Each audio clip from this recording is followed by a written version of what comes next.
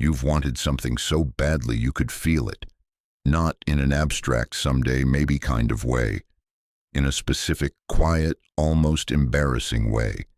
You knew exactly what it looked like, exactly how it would feel. You could picture the moment you'd finally have it. And then, you didn't go for it. Not because you forgot, not because you stopped caring, but because something inside you went still, went quiet. And you told yourself you'd try tomorrow, or when timing was better, or when you felt more ready. Here's what's strange about that. The people who seem to get what they want, the ones you watch from a distance and think, how do they do that? They don't always want it more than you do. They're not more talented, they're not luckier, not really. What they're doing is different, and it's something that happens mostly in the mind, long before any action takes place. This isn't a story about hustle. It's not about waking up earlier or pushing harder. It's about something quieter and more fundamental. It's about what your brain does with desire, and why sometimes the very thing you want most is the thing you're most wired to avoid reaching for. Let's start here. You are not broken. If you've ever wanted something and then pulled back, sabotaged yourself, or simply waited so long that the window closed, that wasn't weakness. That was protection. Your nervous system doing exactly what it was built to do, keep you safe from the very real pain of trying and failing, of wanting and not receiving, of being seen and being rejected. Your brain doesn't distinguish between physical danger and emotional risk. To your nervous system, vulnerability feels like a threat. And reaching for something you deeply want is one of the most vulnerable things a human being can do, because it means admitting you care, and caring means you can be hurt. So before we go any further, your hesitation makes sense. Your delays make sense. Your self-protection makes sense. The question isn't why you do this. The question is what's actually happening underneath it. The first thing to understand is what your brain does when desire shows up, when you want something, really want it. Your brain doesn't just register the goal, it also scans for threat. It runs a quiet, almost instantaneous calculation. How likely is this to hurt me?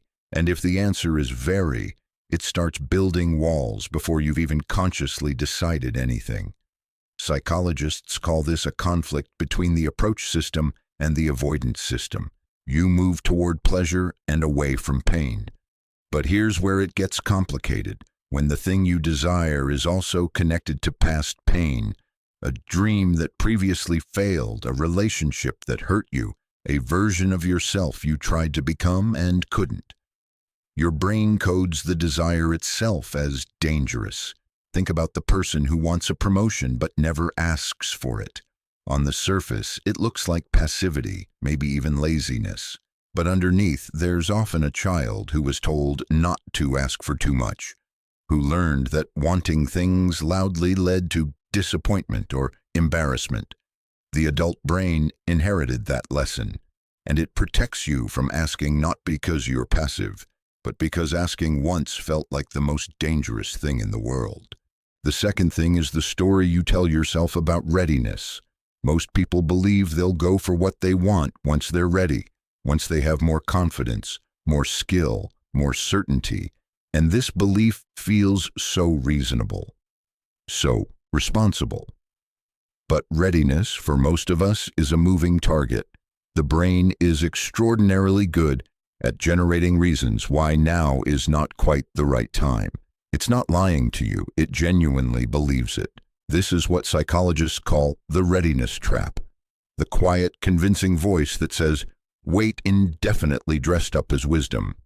Think about every creative project that lives in a notebook, every conversation you've been meaning to have for months, every application you've been meaning to submit.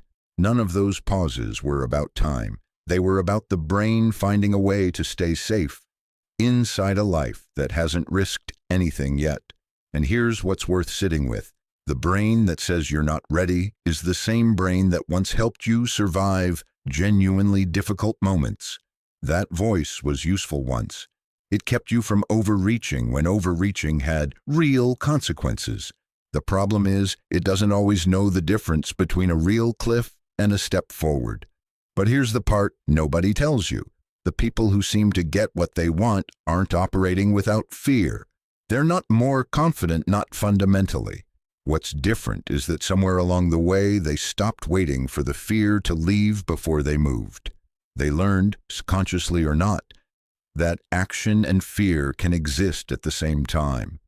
That the nervous system will catch up to the decision, not the other way around. This is one of the most misunderstood things about desire and achievement. We think confidence leads to action. But in most cases, action creates the neurological conditions for confidence. The brain learns that the thing it feared didn't destroy it. And slowly, the walls get a little lower. There's another layer here that has everything to do with identity. What you believe about who you are shapes what your brain thinks you're allowed to want. This sounds abstract, but it's astonishingly concrete in practice. If somewhere deep in your self-concept, you hold the idea that you're someone who almost succeeds, or someone who good things happen near but not to, your brain will quietly, efficiently arrange your choices to confirm that story. Not out of cruelty, out of consistency. The brain craves coherence more than it craves happiness. It would rather be right about who you are than risk the disorientation of becoming someone new. This is why people sometimes get very close to what they want, and then, mysteriously, pull back. The closer the dream gets, the more it threatens the familiar identity, and the brain treats identity threats like existential threats. You may have done this without realizing it, gotten close, felt the possibility, and then found a way, some reasonable seeming way, to step back from the edge. Getting what you want, then, is not primarily a strategy problem. It's a nervous system problem, an identity problem, a story problem. The people who navigate it well have usually, whether through therapy, mentorship, failure, or just enough years, learned to recognize the difference between genuine caution and protective avoidance. They've built enough self-trust that wanting something doesn't automatically trigger the alarm. They've found a way to hold desire without it feeling like danger. Think of this as building an internal home that's warm enough, stable enough, that you can leave it without being afraid the door won't be there when you return.